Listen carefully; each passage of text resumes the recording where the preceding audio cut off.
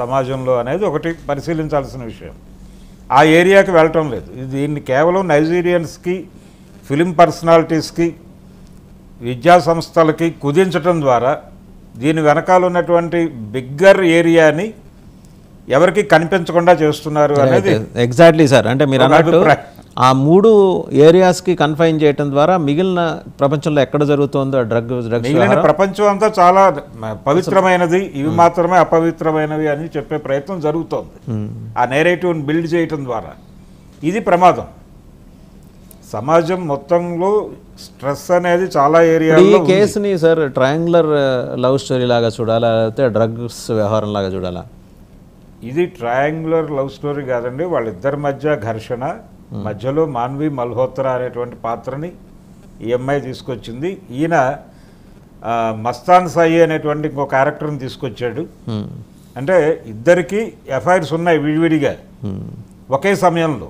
వీళ్ళు కలిసి ఉన్న సమయంలోనే మస్తాన్ సాయితో అమ్మాయికి రిలేషన్ ఉంది, అలాగే మాన్వి మల్హోత్రాతో ఈ అబ్బాయికి రిలేషన్ ఉంది అనేవి ఎస్టాబ్లిష్ చేశారు ఇద్దరు. కాబట్టి దీనిలోకి ఇప్పుడు కొత్తగా చేరినటువంటి అంశం డ్రగ్స్. ఆ అమ్మాయి డ్రగ్ కన్జ్యూమరు, తద్వారా ఆ అమ్మాయి నైతికతని ప్రశ్నించే ప్రయత్నం ఇటు నుంచి బలంగా జరుగుతోంది. ఇంత బలంగా ఒకరి మీద ఒకరు ఆరోపణలు చేసుకునేవారు హ్యాపీగా విడిపోవచ్చు కదా. ఎందుకు ఘర్షణ పడుతూ ఈ రిలేషన్ కొనసాగించాలనుకుంటున్నారు?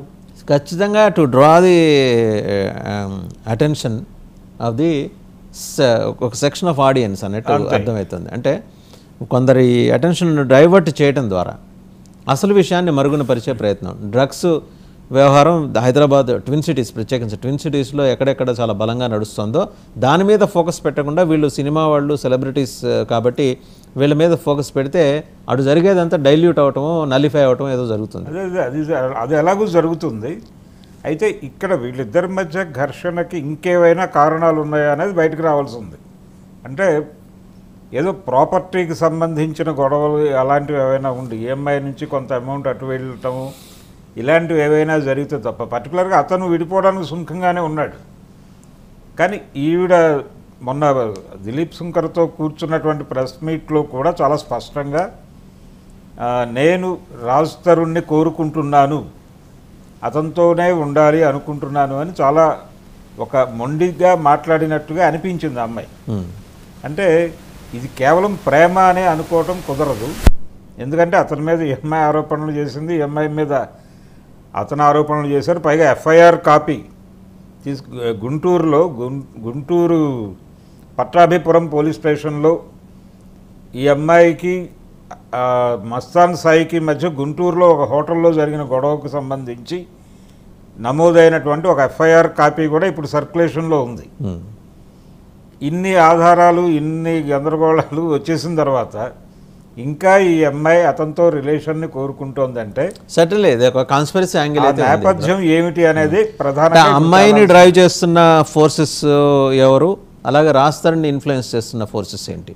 అంటే రాజ్ తరుణ్ని ఇన్ఫ్లుయెన్స్ చేస్తున్న ఫోర్సెస్గా ఎవరు కనిపించడం లేదండి. అయితే ఆయన స్నేహితులు, ఆయనతో పాటు ఇండస్ట్రీలో ట్రావెల్ అవుతున్న వాళ్ళు ఇప్పుడు మాట్లాడుతున్నారు గొంతు తెరిచి. వాళ్ళు రకరకాల ప్లాట్ఫామ్స్ మీదకి వచ్చి మాట్లాడుతున్నారు. ఆ అమ్మాయి వైపు నుంచి ఎవరు మాట్లాడట్లేదు. ఆ అమ్మాయి ఎలోన్ తన అడ్వకేట్ మాత్రమే మాట్లాడుతున్నారు. ఆయన కూడా కన్ఫ్యూజన్లో ఉన్నాడు. దిలీప్ శంకర్ కూడా కన్ఫ్యూజన్లో ఉన్నాడు. ఇదేదో సంథింగ్ మనకి అందని విషయం ఏదో ఉంది ఇక్కడ అనేది అతను కూడా ఫీల్ అవుతున్నాడు. కాబట్టి దాన్ని రేపు 18వ తారీఖు అతన్ని విచారణకు పిలిచినప్పుడు రాజ్ తరుణ్ని ఆల్రెడీ అంటే పోలీసుల మీద కూడా బ్లేమ్ చేసింది అమ్మాయి. నేను ఇంత గొడవ పడుతున్నప్పటికీ పోలీసులు ఎందుకు ప్రాపర్గా దీన్ని తీసుకోవడం లేదు, అతన్ని పిలవడం లేదు, వీళ్ళని మేనేజ్ చేశాడా అతను అన్న టోన్లో అమ్మాయి ఓపెన్గా మాట్లాడేస్తుంది. పోలీసు ఎందుకంటే టైటిల్ ఇప్పుడుగా ఉన్నారు ఈ విషయంలో? అంటే ఏం చేయాలి అంటే ఇది పెళ్ళా లేకపోతే మరొకట ఏమిటి అనేది ఒక కన్ఫ్యూజన్. యాక్చువల్గా పోలీసు చేసేది ఏముంటుంది దీనిలో? ఏదైనా క్రైమ్ ఇన్వాల్వ్ అయి ఉంటాయి. డ్రగ్స్ అనేది క్రైమ్ కిందకే వస్తుంది కదా. ఆల్రెడీ కేసు నమోదు అవుతుంది, ఆ అమ్మాయి బెయిల్ మీద ఉంది. ఇప్పుడు వాళ్ళు కొత్తగా చేసేది ఏముంది దీనిలో? ఒకటి ఇక్కడ వీళ్ళిద్దరూ కొట్టుకుని ఏదైనా పోలీసు ఏదో ఇంకోటి పెద్దది జరిగేదాకా ఆడియన్స్ గ్యాలరీలో కూర్చోటమే అంతే. అంటే మేం చేసేది ఏముంది అన్న టోన్లో వ్యవహరిస్తున్నారు వాళ్ళు. ఎప్పుడైతే ఈ అమ్మాయి నుంచి ఒక ప్రెజర్ మొదలైందో, అంటే వీళ్ళు ఎక్కడో వాళ్ళు మేనేజ్ చేస్తున్నారు అనే మాట మొదలైన తర్వాత ఇప్పుడు అతనికి నోటీస్. ఇంకొక డౌట్ సార్, ఇంకొక డౌట్, ఫిలిం ఇండస్ట్రీలో పెద్దలు ఏమన్నా దీని వెనకాల ఉన్నారా? అంటే దీన్ని బాగా హైలైట్ చేయడం ద్వారా వెనకటికి అకున్ సబర్వాల్ ఆధ్వర్యంలో జరిగిన భారీ ఎత్తున జరిగిన ఇన్వెస్టిగేషను, చాలామంది ఇన్వాల్వ్మెంటు, ఇవన్నీ తెరమరుగున పడే సూచన అవకాశం ఏమైనా కనిపిస్తున్నాయి మీకు? లేదండి, అంటే మీరు సీరియస్గా పట్టించుకుంటే సినిమా ఇండస్ట్రీలో వాళ్ళని డ్రగ్ కేసులో అరెస్ట్ చేసిన ప్రతి సందర్భంలోనూ ఫాలో అప్ న్యూస్ ఏమి ఉండదు. అరెస్ట్ అయిన రోజు హడావిడి జరుగుతుంది. అరెస్ట్ అయిన సందర్భంగా వాళ్ళ ఫోనుల్లో వాళ్ళతో ఎవరెవరు ఫోన్ చేసి మాట్లాడారో ఆ టైంలో కాల్ డేటా బయటకు రిలీజ్ చేస్తారు. ఏ కారణాల చేత వాళ్ళకు ఫోన్ చేసినా ఆ టైంలో వాళ్ళందరూ కూడా డ్రగ్ కన్జ్యూమర్స్గా ముందు టీవీల్లో స్క్రాల్ అయిపోతారు. వాళ్ళ పేర్లు మమ్మల్ని బదనాం చేస్తున్నారు అని బలంగా అడగలేని పరిస్థితిలో కూడా ఇండస్ట్రీ పీపుల్ నెట్టివేయబడ్డారు. దీని మీద ఇంటర్నల్గా చర్చలు జరుగుతున్నాయి అక్కడ ఇండస్ట్రీలో. అయితే బహిరంగంగా ఘర్షణ పట్టడానికి వాళ్ళు సిద్ధంగా లేరు. దాన్ని ఒక అవకాశంగా తీసుకుని వీళ్ళని టార్గెట్ చేసి మిగిలిన ఏరియాని మొత్తాన్ని పక్కకి నెట్టేస్తున్నారు అనేటువంటి ఆరోపణ బలంగా ఉంది.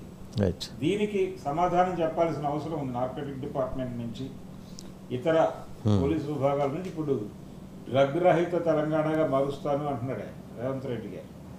అలాగే సినిమా ఇండస్ట్రీ నుంచి ప్రతి సినిమాకి మీరు టికెట్ల రేట్లు పెంపు కోసం మా దగ్గరికి వచ్చినప్పుడు మీరు ఈ డ్రగ్స్కు సంబంధించి ఒక